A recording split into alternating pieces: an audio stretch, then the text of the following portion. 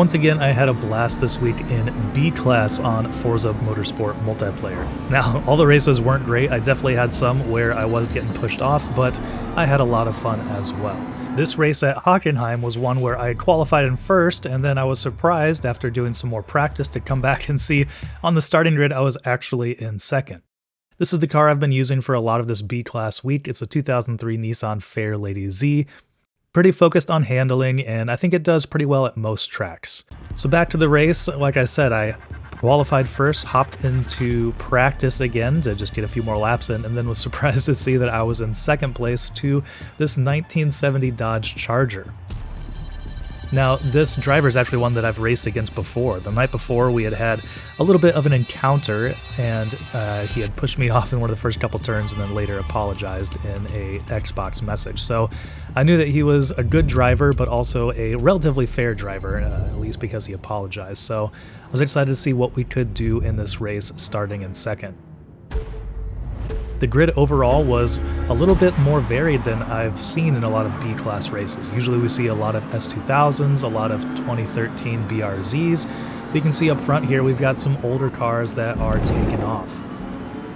And of course we do have the RX-8 as well, which has been another car that I've been enjoying this week. And if you're interested in this Fairlady tune that I've been using, it is shared. If you want to check it out, search for Jalapesaurus, and it's kind of tagged on there as a B-Class.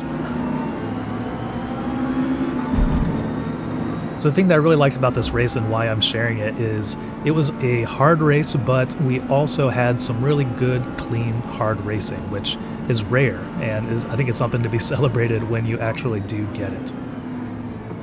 I typically try to start further up front because I feel like you avoid a lot of the shenanigans that happen toward the middle and rear of the pack. But as you can see, like right in the first lap, I got overtaken by a couple of cars, so we had a little bit of work to do to get back up onto the podium. Now, all three of these cars in front of me definitely favor speed over handling. I have a build with the RX-8 that I really enjoy. It's one that I use on a lot of faster tracks, something like Watkins Glen. But on a little bit of a shorter track like this, I really have been enjoying this 2003 Fairlady. And there you can see I made a little bit of contact coming into that corner, but I let off the gas to make sure I didn't spin him out and make sure that he kept his place because I didn't really want to overtake him in that way.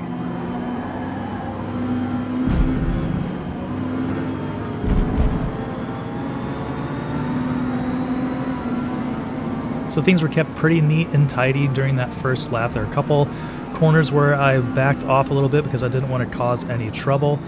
Here I wasn't totally sure how that T1 was going to go, but I knew that going wide can be very, very difficult on this track, and so I wanted to keep it on the inside and see what they did when they went a little bit wider. And then coming into this hairpin, once again I have some really good handling, so I get a good exit, but the speed of that car in front of me is just too much. I can't quite keep up with it. But we've at least gained one place. We're ahead of the Mazda, so a little bit more work to do. And one interesting thing about this track in multiplayer is it's always a very short race, one where you can run the soft tires for the entirety of the actual race. It's only 3 laps, which is the same as qualifying. I'd like to see it a little bit longer, just because a lot of the other races I feel in multiplayer are a little bit longer, and you at least need mediums. So I'm a little surprised that this track features only 3 laps in the actual race. This right here is probably one of my favorite corners in the game, especially this track. You just keep your left tires barely in and kind of hug around the inside of it.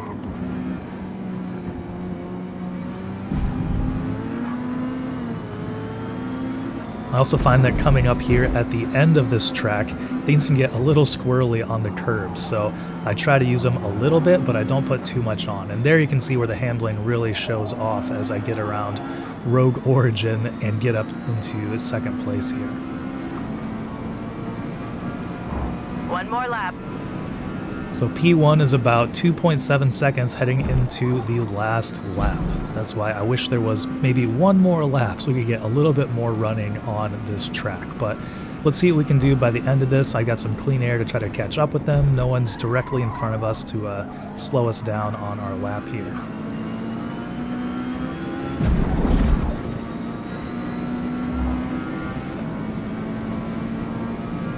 You can see him pulling away on some of these straights. That speed of that Charger's definitely working here. But as we come into some of the bigger braking zones and where handling gets a little bit more important towards the end, we'll start to see that time come down a little bit.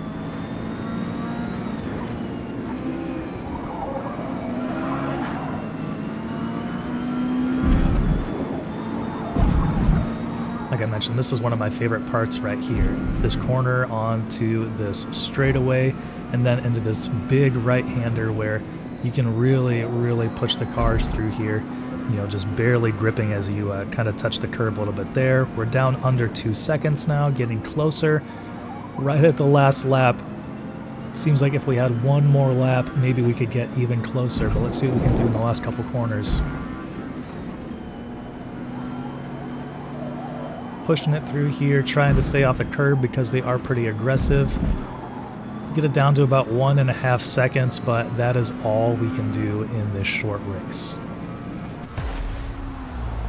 P2, I'm happy with that, and I just wanted to show some good, clean racing in here where it's hard racing, but nobody's pushing each other off. We're kind of given space, and everybody has a little bit of a different car, a little bit of a different tune, and so this is the kind of stuff that makes open multiplayer for me so much fun on Forza Motorsport. So, thanks for watching. We're going to be live over on the 9to5 Toys YouTube channel tonight. Link down in the description if you want to check that out. Or also catch us any Wednesday evening, usually when the new races go live at like 8:15 Eastern. So thanks for watching. Appreciate it. Be sure to like and subscribe if you're enjoying this, and we'll see you out there on the track.